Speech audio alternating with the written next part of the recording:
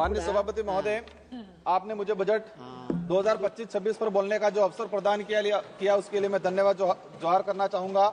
मैं भारत आदिवासी पार्टी की तरफ से देश के आदिवासी, दलित, ओबीसी, मुस्लिम, अल्पसंख्यक, गरीब, मजदूर एवं इस देश में रहने वाला प्रत्येक गरीब वर्ग का व्यक्ति जो मानवता और भारत देश के संविधान में विश्वास करता है, उनकी तरफ से बोलने के लिए खड़ा हुआ हूं। आज देश का पढ़ा लिखा, डिग्रीधारी, शिक्षित, बेरोजगार युवा 200-300 रुपए में दिहाड़ी मजदूरी करने के लिए मजबूर हो रहा है, और जो दूसरी तरफ जो विदेश में जा रहे हैं, जो रोजगार के लिए वो दोबारा पैरों में, हाथों में बेड़ियां लेकर वापस लौट रहे हैं। ये हमारा देश की स्थिति है, पढ़े लिखे विशेषकर बेरोजगारों की। आदिवासी समुदाय ने जितना प्राकृतिक आपदा का कहर नहीं झेला है, उससे ज्यादा हजारों सालों से शोषण, अत्याचार, विस्थापन जैसे मानव निर्मित आपदाओं के कहर से जूझा है। और उसका अगर उस आदिवासी समुदाय को आधुनिकता की लाइन में लाके खड़ा करना है तो विशेषकर एक आर्थिक पैकेज देने की आवश्यकता है, और साथ ही संविधान के अंदर जो प्रावधान है 5वीं अनुसूची और 6वीं अनुसूची का, और विशेषकर पैसा एक्ट को उसको धरातल पे लागू करने की सख्त जरूरत है।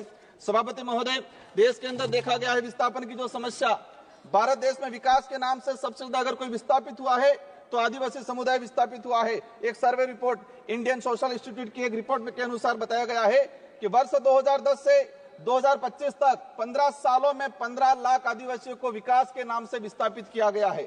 वर्ल्ड बैंक की रिपोर्ट में बताया गया है कि विस्थापन आदिवासी समुदाय में से 50% आदिवासी परिवार पुनः विस्थापित नहीं हो पाते हैं।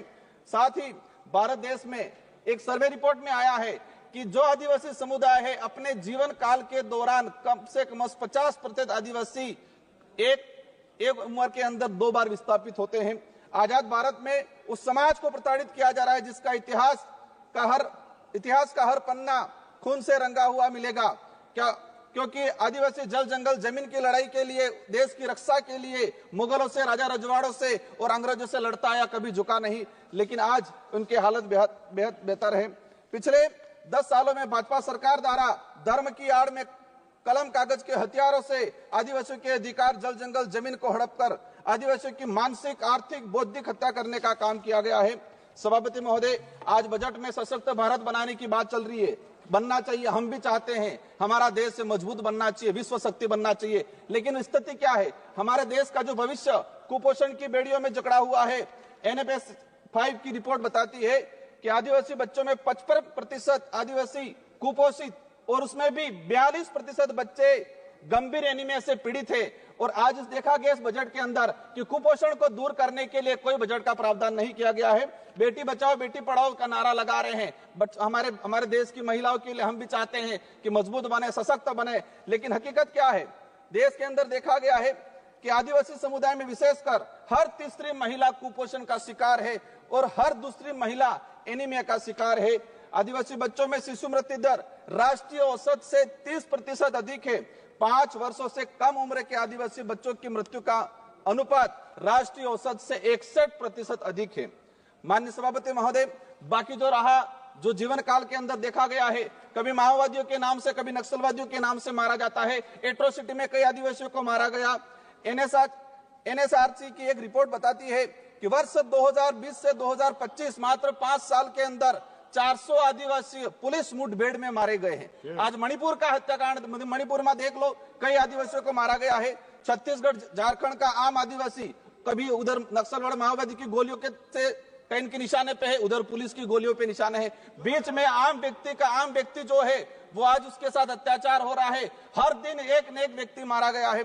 आदिवासी, दलित, पिछड़ों को सशक्त बनाए बिना हमारे देश, भारत देश को सशक्त भारत बनाने की कल्पना करना एक कोरा सपना रह जाएगा। स्वास्थ्य सुविधा की देखा जाए, आदिवासी क्षेत्र में PSC CSP की, CAG की एक रिपोर्ट आई है कि आदिवासी बाहुल्य क्षेत्र में जितनी जो PSC CSC है वहां पर 60% डॉक्टरों के पद रिक्त हैं। देश में मात्र 18% आदिवासी गर्भवती महिलाओं को ही संस्थागत प्रसव का लाभ मिल पा रहा है। संस्थागत प्रसव का सिर्फ मात्र 18%। सभापति महोदय, 1 मिनट का रहा है। शिक्षा की बात करें, हमारे राजस्थान के अंदर जाडोल कोटड़ा के अंदर जहां से एक मंत्री जी आते हैं, वहां पर 14 वर्ष से अधिक बच्चों को स्कूल और पेन, पेंसिल, किताब क्या है वो नहीं पता है। आज देखा गया है यूनेस्को की एक रिपोर्ट में देश में देश में 35% आदिवासी बच्चे ड्रॉप आउट हो रहे हैं और राष्ट्रीय औसत 12% है। 8%, मात्र 8% आदिवासी युवा उच्च शिक्षा की पढ़ाई पूर्ण कर पा रहा है। देश के अंदर देखा गया है वर्तमान में कि 85% आदिवासी परिवार की पहली पीढ़ी पढ़ रही है और 20% आदिवासी ऐसा है जिनकी पहली पीढ़ी भी आज पढ़ाई नहीं कर पा रही है। बकाया छात्रवृत्ति 2-2 साल से छात्रवृत्ति नहीं आ रही। हमारे राजस्थान के अंदर केंद्र से बजट रिलीज नहीं हुआ है।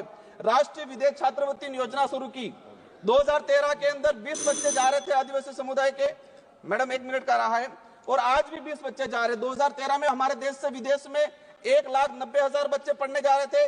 आज 2024 के अंदर 13 लाख जा रहे हैं, लेकिन आदिवासियों के लिए वो 20 सीटें हैं, वही 20 सीटें आज तक वो बढ़ाई नहीं गई है। लास्ट में अंतिम में कहना चाहूंगा, नरेगा के अंदर इस बार देखा गया बजट कोई नहीं बढ़ा गया है।